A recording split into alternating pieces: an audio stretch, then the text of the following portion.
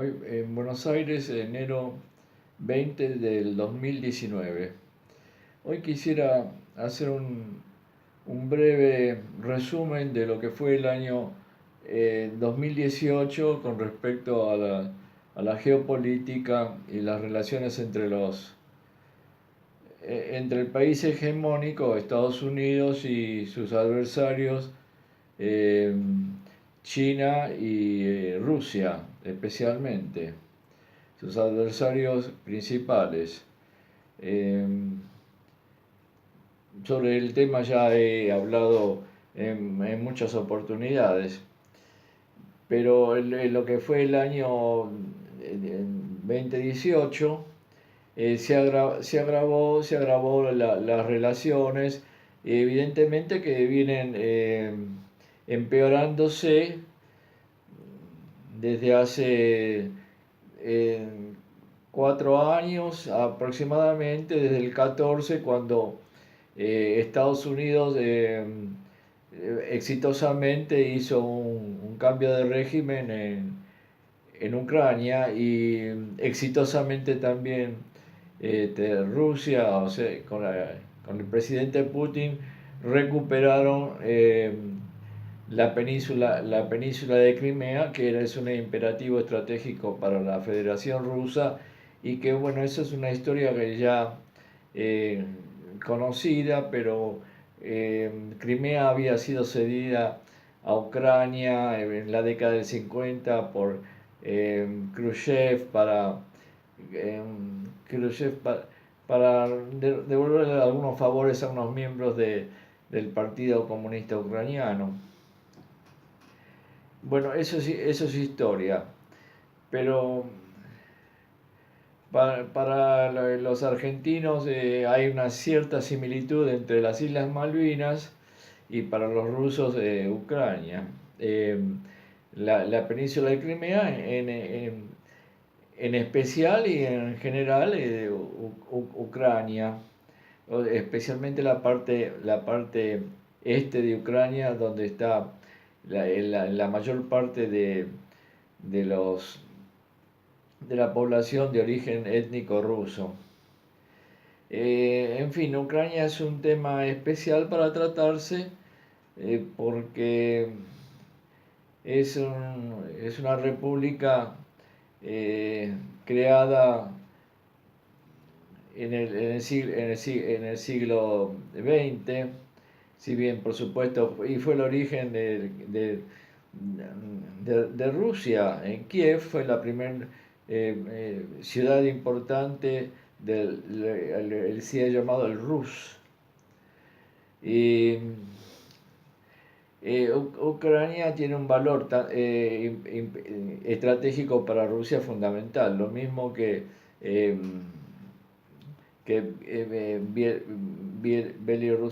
Bielorrusia.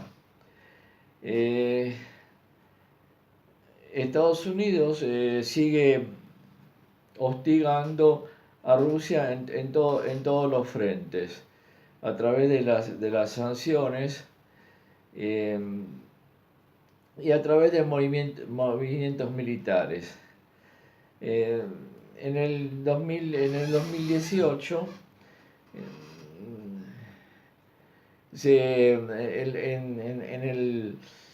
el problema de la zona de conflicto de Ucrania, donde están las repúblicas de Lugansk y de Donetsk, el conflicto está por el momento congelado, aunque tiene picos de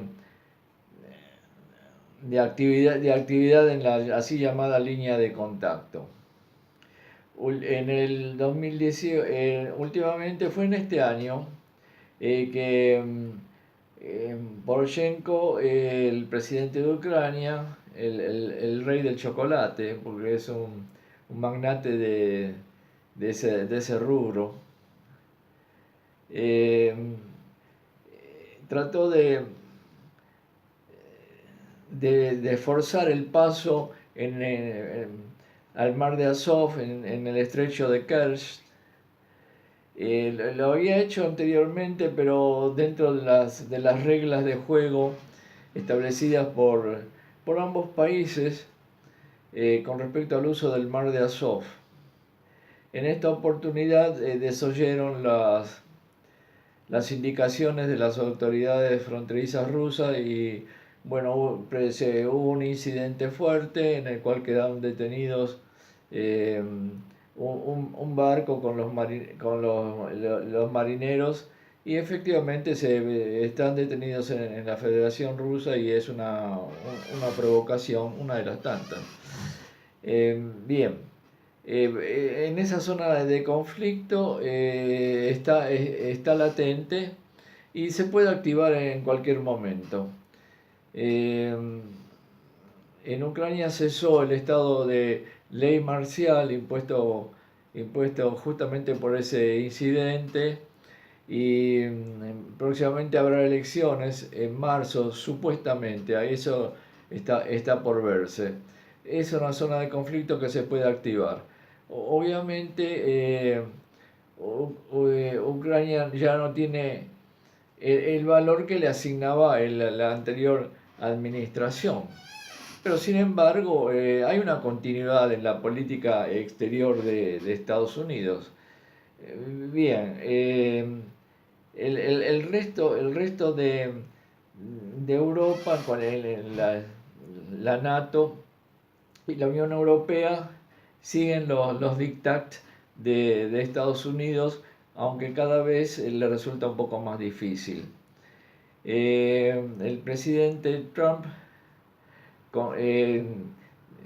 normalmente hace declaraciones, después se contradice, bueno, sabemos que es una persona inestable e impredecible. Si bien tiene gran oposición en Estados Unidos, en el partido demócrata, que no pueden aceptar haber perdido con Hillary Clinton, haber perdido esa oportunidad de la presidencia. Y bien, Trump sigue con su política y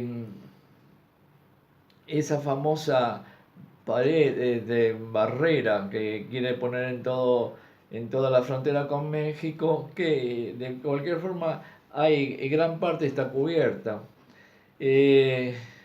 Algo así como tiene Israel con respecto a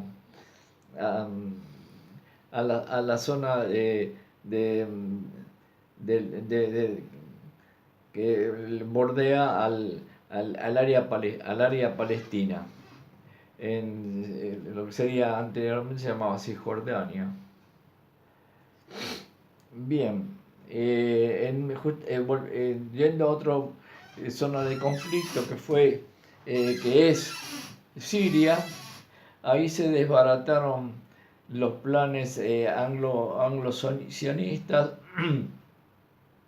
y la Federación Rusa, especialmente la Federación Rusa, lograron estabilizar y quebrar el ataque a este estado. Sin embargo, es un conflicto realmente muy complejo, pero está básicamente en cierta forma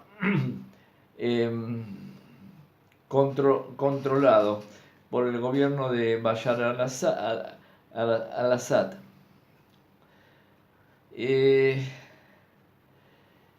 Si bien hay múltiples actores ahí, el principal interés que hay en esa zona es especialmente el de Israel, para tener esa zona controlada, y sigue haciendo ataques permanentes a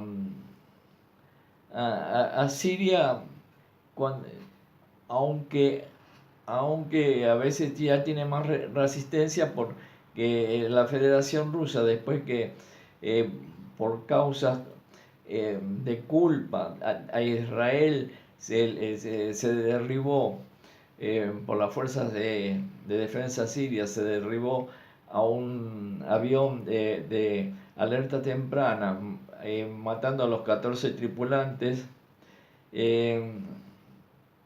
Y si bien está claro que fue una maniobra de Israel, de los aviones, que se colocaron debajo del avión ruso en una zona en que no estaba muy aclarada, para poder así atacar y no ser atacados.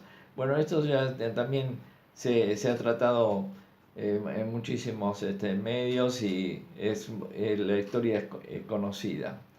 Al resultado de eso, Rusia ha reforzado las defensas de Siria, pero sigue manteniendo una relación ambigua con Israel. Lo mismo que ha mejorado notablemente la relación con Turquía en todo el año 2018, y tratan de hacer equilibrio para poder mantener y mejorar la situación en la zona de conflicto de Siria.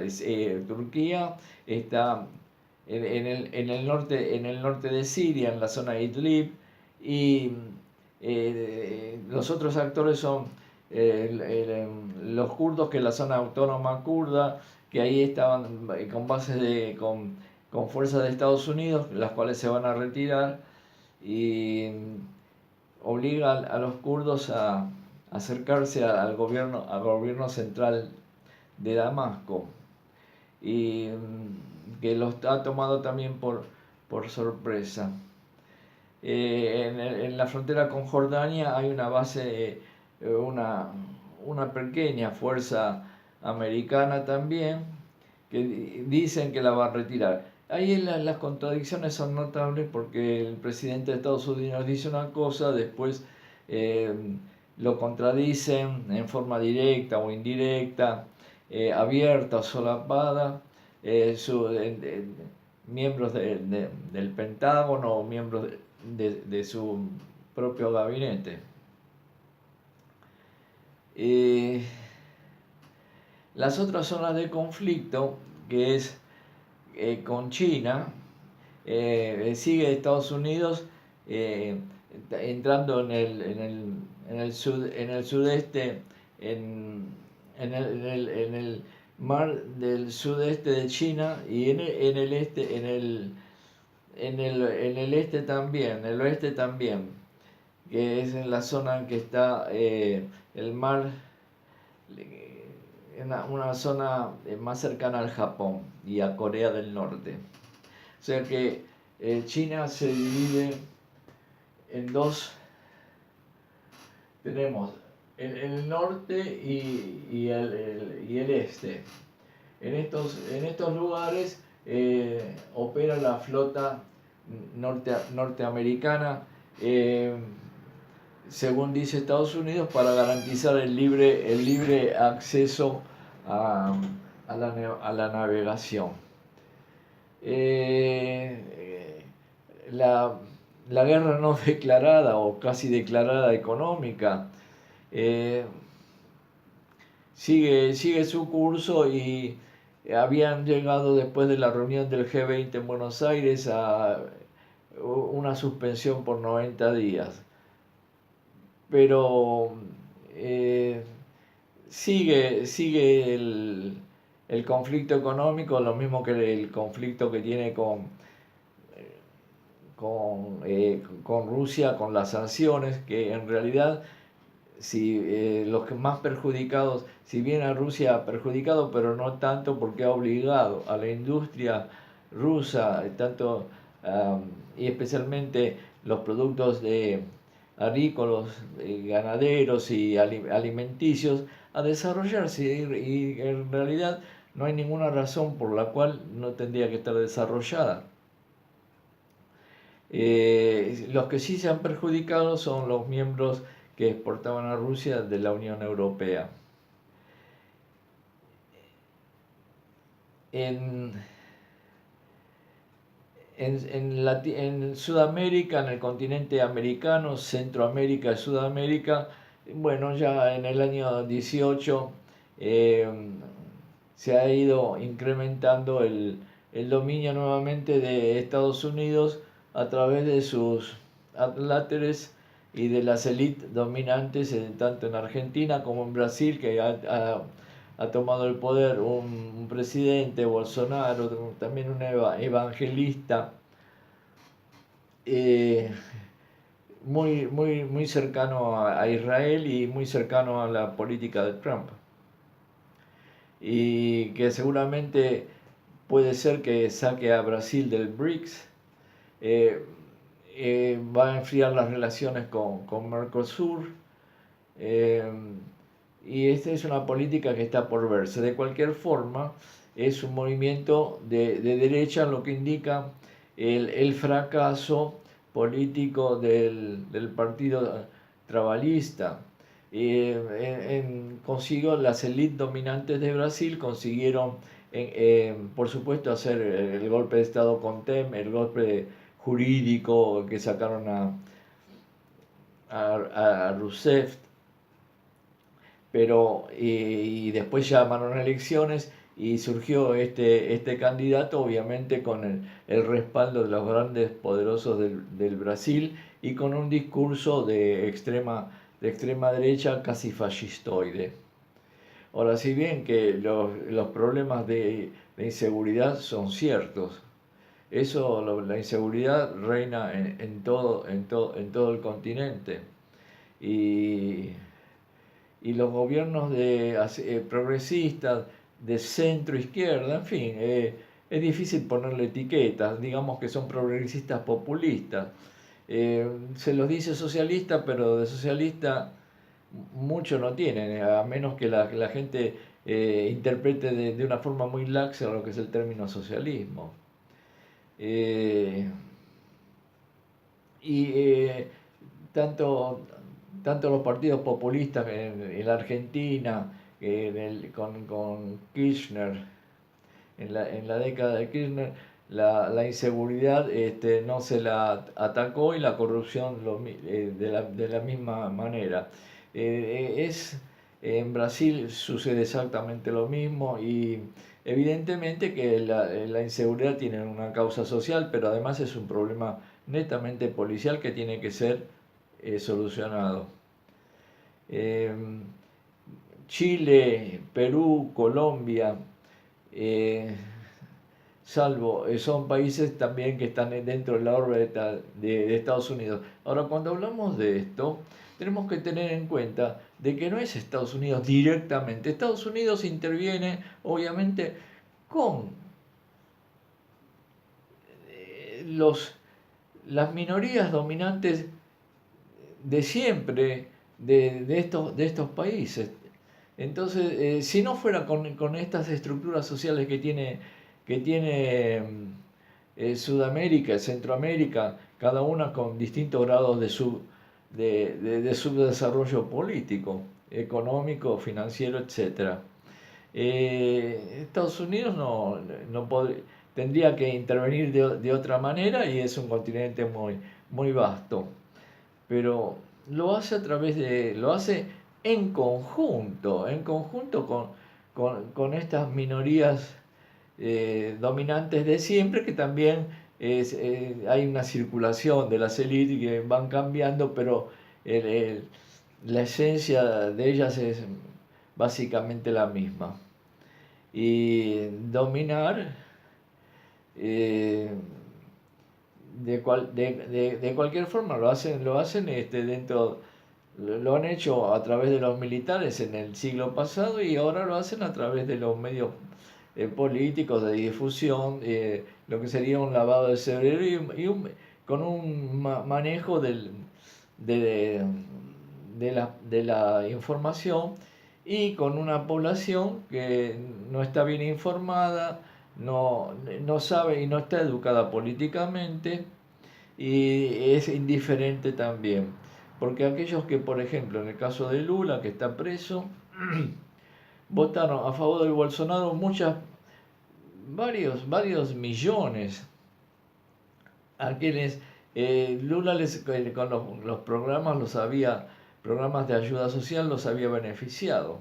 Sin embargo, ya se ve que la masa trabajadora, no toda, pero es muy cambiante y son dirigidos, sí, evidentemente los hechos están a la vista. Las clases medias en estos países, depende de los grados, siempre van a estar de centro derecha o de extrema derecha. Nunca van a, muy rara vez están con la idea de cambiar las estructuras sociales. Bueno, el caso de estructuras sociales es Venezuela y Bolivia, que está equilibrada en este momento, pero siempre tiene esos intentos de dominación. Ahora bien,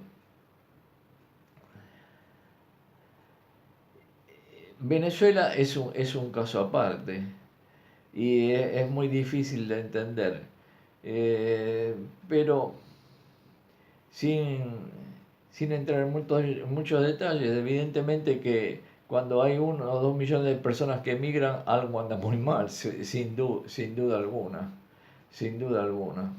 La gente, los votos más claros son la gente que vota con los pies. Y imposible vivir en un país con una inflación, una hiperinflación permanente, es casi absurda. Ahora le han sacado 4 ceros, pero la estructura económica eh, no ha cambiado y es muy difícil hacer planes sociales eh, muy beneficiosos para los más vulnerables de la población, para los más pobres, pero sin tener también estructuras económicas adecuadas. eh, y es muy difícil proclamar el socialismo dentro de un sistema netamente capitalista. Eh, y así están las cosas. Hay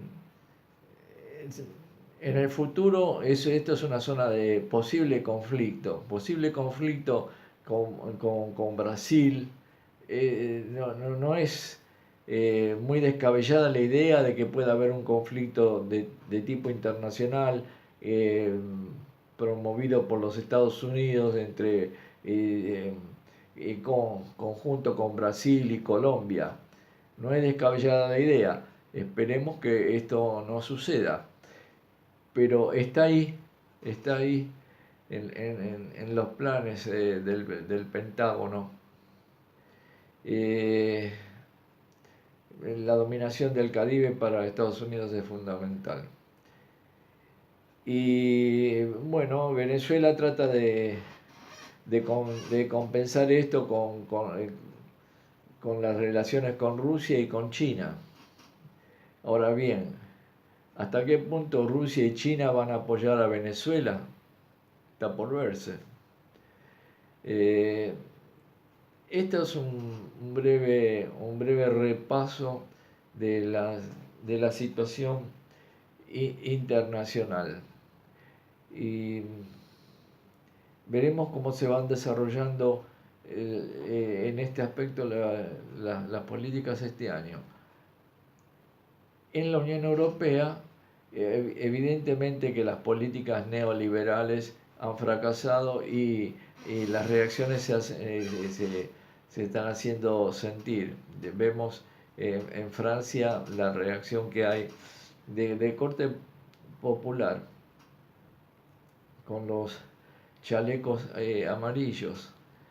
Esto no está organizado, aparentemente es un movimiento espontáneo, puede empezar así y veremos cómo se va desarrollando. Y el régimen de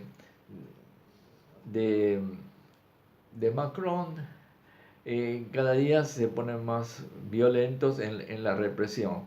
Y evidentemente que los libros le dicen de que estas cosas digamos, no es lo que yo deseo, pero es lo que da resultado. Hay que cortarlas con mucha fuerza, y es lo que están haciendo. Para las minorías dominantes para las minorías dominantes en cualquier lugar del planeta, lo que realmente los aterroriza es la gente en la calle. Y eso tratan siempre de evitarlo por todos los medios. Entonces, estos son en inglés serían los ongoing conflicts, los conflictos que están en desarrollo, en términos muy generales. Y sigue así los conflictos generados por, por Estados Unidos, por Estados Unidos especialmente, por Israel en el Medio Oriente, y así se van desarrollando las cosas. Entonces están los que generan el conflicto y después la reacción a estos conflictos. Hoy lo dejo ahí y seguiré próximamente con mis comentarios. Gracias.